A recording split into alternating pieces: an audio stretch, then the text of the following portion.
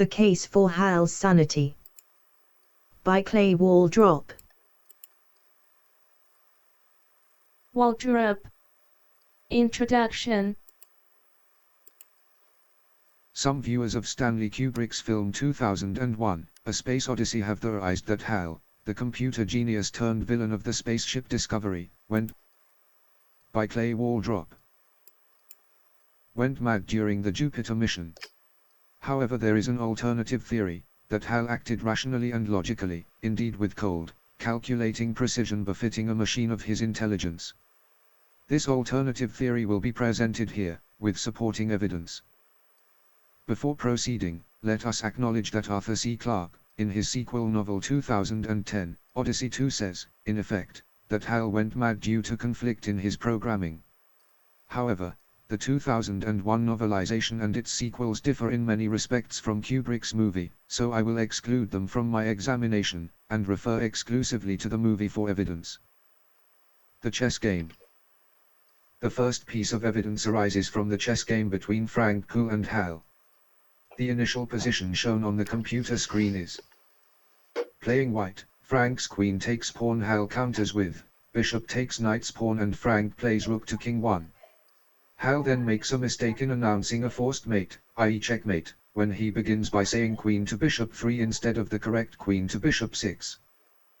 In descriptive notation, ranks are always given from the point of view of the side making the move. Kubrick, having played chess extensively in his youth, is well aware of this. Being a chess enthusiast and a film perfectionist, I wouldn't think he would allow such a gaffe to crop up in a film of his. Moreover, I have recently been informed by Gerrit Bod that this game was taken from a master game, Roche vs. Schlage, 1, played in 1913, and reported by the German news magazine Der Spiegel. This makes it exceedingly unlikely that this is a gaffe. No chess-playing machine could possibly make a mistake in reporting a chess position. So Hal says 3 deliberately. Why does he do this? Perhaps to test Frank's suitability for carrying out the mission.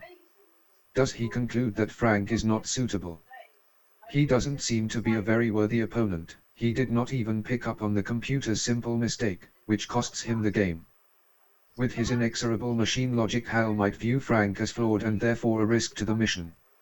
Indeed, Hal makes it perfectly clear that he considers all human beings to be error-prone, while he is foolproof and incapable of error, and later he will attribute a discrepancy between himself and a twin HAL 9000 computer back on Earth to human error. Of course, Hal might not have attempted a deliberate mistake, as it posed a grave risk of being caught, but perhaps he chose to do this because the moves in the game were not being recorded, except possibly by himself. Crew Psychology Report. In the next scene, Hal indirectly questions Dave Bowman about the mission. He is circumspect with his questioning, careful not to arouse Bowman's suspicion, but they certainly seem like strange questions for a computer to be asking. Perhaps unwittingly Bowman supplies the excuse for his strange behavior. Hal is preparing his crew psychology report. The computer determines that Dave knows nothing about the real purpose of their trip to Jupiter. He also observes that Dave's artwork is very childlike, showing only modest talent. During the course of their conversation, he deliberately misleads Dave, by concealing his own privileged knowledge of the mission directive. We only find out the truth of this concealment after Hal has been disconnected, in Dr. Floyd's video briefing to the crew of the Discovery. Why does Hal choose to question Dave instead of Frank? Perhaps he reasons, if the mission commander doesn't know, then surely his deputy wouldn't either.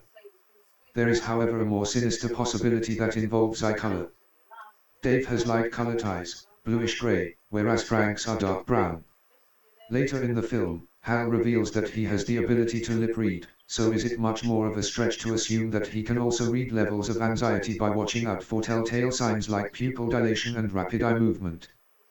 This technique is commonly used by CIA agents in their interrogations. But it is more difficult to do with dark-eyed people like Frank Poole, because dilation of the pupils is harder to detect. There is also a CIA connection to Hal in the film, in that Hal's teacher was Mr. Langley, and Langley, Virginia is where the CIA headquarters are located. Also, the CIA is an agency whose business is to extract or conceal information, the weapon of modern man, and this is precisely the business Hal is into. Why does Hal ask Dave to get closer to his Cyclops-like eye during their conversation? To look at his drawing. Perhaps also to get a better look at Dave's pupils. We should also note that eyes of all sorts, Hal's, Dave's, Frank's, the Pod's, the eyes of jack-o'-lanterns play a prominent role throughout the film. Isn't Kubrick dropping hints that such things are important? If we assuming that Hal has determined to rid himself of the human crew by this point in the film, it is logical that he, being a creature of information, would want to extract from his victims all the information he can before killing them. Fault in the A-35 unit.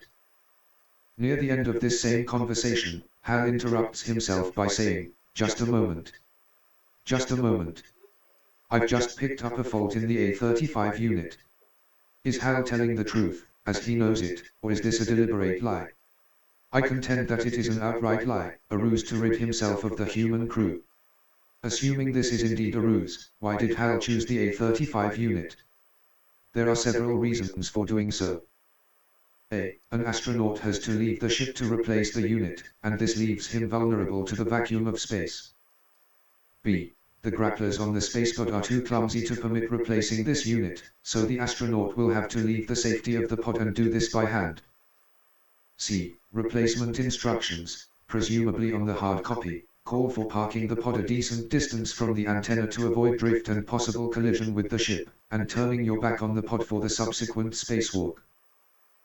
D. Without the unit, which provides azimuth control for the communication antenna, contact with mission control on Earth is impossible to maintain. This last point is important because it answers the obvious question. If Hal wanted to murder the Discovery crew, why didn't he just let out all the air? There are two main reasons why it would be risky to do this. A. In the time it takes to drain the ship of air, the crew might be able to take evasive action, by putting on space suits, or invoking some emergency manual override procedure. B. Mission Control would be aware of Hal's actions, because the Discovery would remain in contact with Earth the whole time, via the A-35 unit, which would still be in operation. When you examine the evidence, the choice to replace this particular unit seems less and less arbitrary.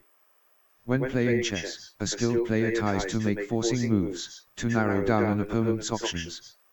Mission Control is obviously a wild card he would like to eliminate from the game. If we take the traditional view and assume that Hal made an error predicting the fault in the A-35 unit, due to oncoming madness, isn't the timing of the fault an amazing case of serendipity, in view of what has been discussed above? Divide and conquer. Just what kind of plot has Hal devised to rid himself of the crew? Basically, he follows the tried and tested strategy of divide and conquer. Hal is more or less forced into adopting this strategy by circumstances on board the Discovery because A. The established shipboard routine calls for at least one astronaut to be awake at all times, and it would be exceedingly risky to kill one crew member in the presence of the other. B. Rules also require one astronaut to stay aboard and awake during either of the other, except possibly in case of emergency. C. Hal has to kill Poole and Bowman one at a time, preferably without the other suspecting foul play. The best way to do this is while one of them is outside the ship, as he has no other means, a fact that not only may be literally true, but applies in any case to disposal of the body and the murder weapon, which is essential if Hal is to avoid being disconnected, severely jeopardizing the mission. Replacing the A-35 unit. The first A-35 unit is exchanged for a backup unit, but after bench testing is found to be in perfect working order. Hal remarks that it's puzzling and suggests putting the first unit back and waiting for it to fail. Why the puzzling remark? Dave and Frank are intelligent people. Such people tend to be curious and want to get the bottom of mysteries. Hal is trying to pique their curiosity so that they will take the required action to fulfill his murder plan. And why the replacement suggestion? Naturally, because Hal wants the astronauts to take another spacewalk. For that matter, why didn't Hal murder Dave on the first Eva? Here are some possibilities. A. Hal has to be extremely careful before committing the first murder. It is possible that he wasn't entirely familiar with the Eva procedure, it being one of the few tasks on board the Discovery that does not require his participation. Perhaps he needed to observe a dry run to study the astronaut's actions and calculate when he would be most vulnerable. B. Perhaps on Bowman's first run he was unable to tell precisely when dark-eyed Frank was looking at Dave Zever on the monitor in the Discovery's control room, and therefore would not have been able to choose the best moment for killing him. C. Perhaps he considered Frank the more dangerous of the two, and wanted to murder him first. If this is a suspicion that is later borne out in the conversation between Bowman and Poole in the pod. D. Perhaps he thought it would be easier to urge Dave to rescue Frank than vice versa. Based on his personality profiles of the two, Hal might have thought Dave would be more prone to rush to the rescue. E. Perhaps Hal only resorted to committing murder as a last resort. That is when he was in no doubt that the mission was in jeopardy. I.e. the likelihood of his own disconnection was discussed, which in his mind amount to the same thing. So he chooses to wait until the astronauts reveal their intentions. The threat of disconnection. Frank and Dave then hold their famous disconnection talk in one of the pods, out of Hal's earshot, but do not suspect that he can lip read. Frank Poole is quite frank in expressing his opinions, based on his own pool of information, and he proceeds to convince Dave that Hal must be disconnected, saying, "I don't think we'd have any alternatives." Of the two, Frank is more willing to believe that Hal has erred. It would be if he knew he was wrong, whereas Dave is more open-minded on this issue. Also note that, at one point in the conversation, Frank, speaking of Hal, says, "Look, Dave. I can't put my finger on it, but I sense something strange about him."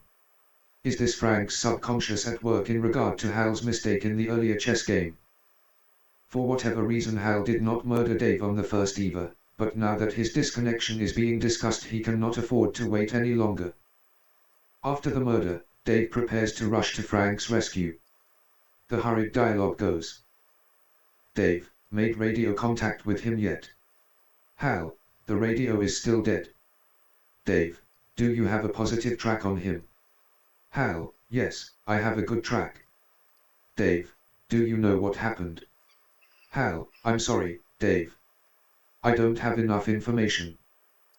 This is, of course, the ideal way to answer if one wishes to encourage Dave to leave the ship to attempt a rescue.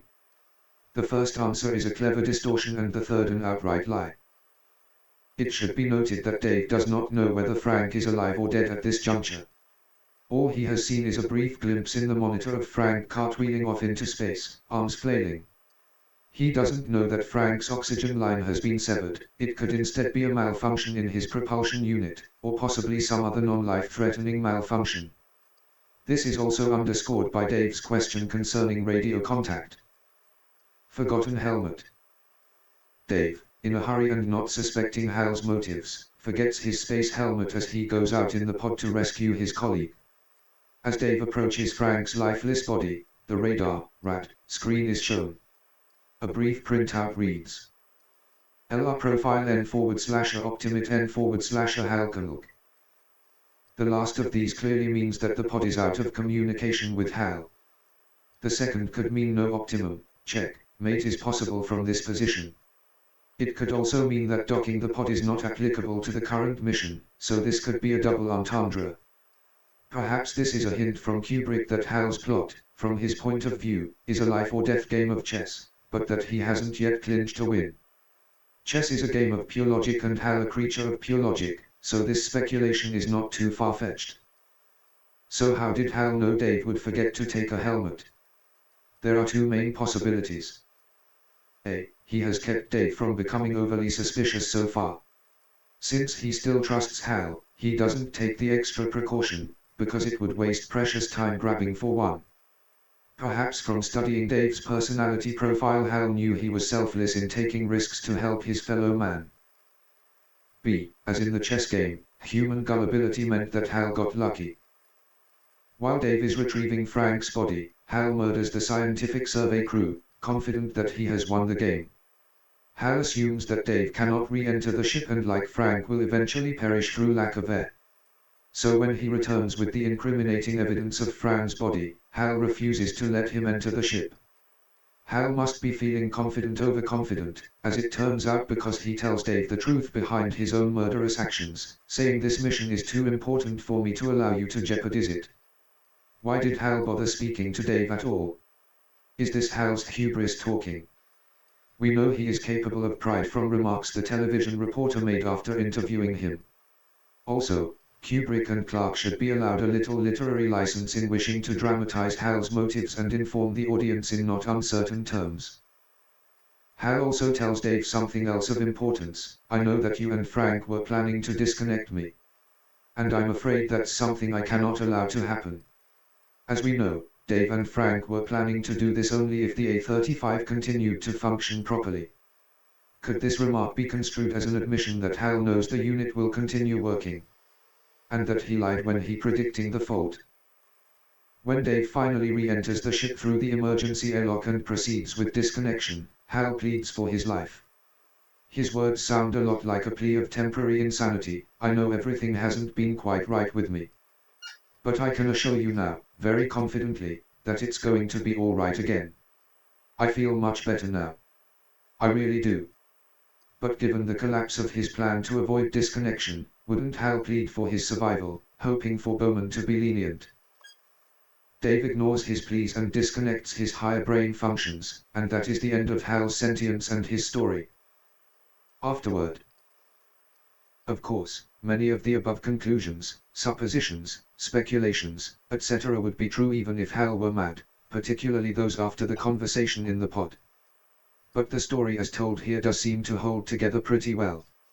And it is certainly in keeping with Kubrick's filmmaking artistry as well as the rest of this film and his other film works that he would sprinkle about subtle hints, clues, portents, and the like, pointing to what is really going on underneath the film's surface. In retrospect, it's too bad Peter Falk as Columbo wasn't on board. I could just envision him donning that rumpled raincoat of his and badgering even the godlike Hal into a confession or driving him completely mad.